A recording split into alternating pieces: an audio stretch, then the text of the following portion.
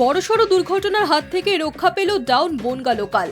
Dumdum junction স্টেশনে ঢোকার আগে ওই ট্রেনের চাকা লাইনচ্যুত হয়। ঘটনায় চরম আতঙ্ক ছড়িয়ে পড়ে যাত্রীদের মধ্যে। তবে ঘটনায় কোনো হতাহতের খবর নেই বলে জানিয়েছে পূর্ব রেল কর্তৃপক্ষ। কিভাবে এই দুর্ঘটনা ঘটল তা খতিয়ে দেখছেন আধিকারিকেরা।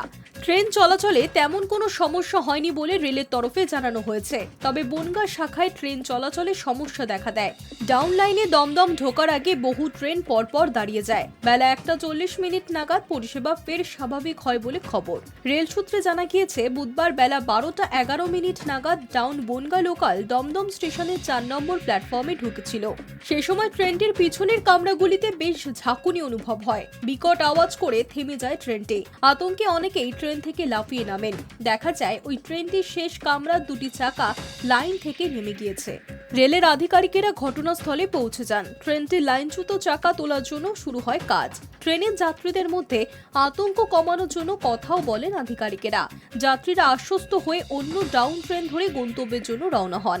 কিন্তু কিভাবে হলো এই দুর্ঘটনা, রেলের তরফে জানানো হয়েছে বিষয়টি খতিয়ে দেখা হচ্ছে। স্টেশনের ওই 4 নম্বর প্ল্যাটফর্মে ট্রেন চলাচল সাময়িক বন্ধ রাখা হয়। তবে ঘটনার সামগ্রিক ট্রেন চলাচলে কোনো সমস্যা হয়নি। সাধারণত দমদম স্টেশনে বনগা শাখার ট্রেন ঢোকার সময় লোকাল ট্রেনের গতি কম থাকে। এক্ষেত্রে ট্রেনের গতি কতটা ছিল, লাইন বদলের সময় কি কোনো সমস্যা হয়েছিল, সেই সমস্ত বিষয় খতিয়ে দেখা হচ্ছে। Hi news network.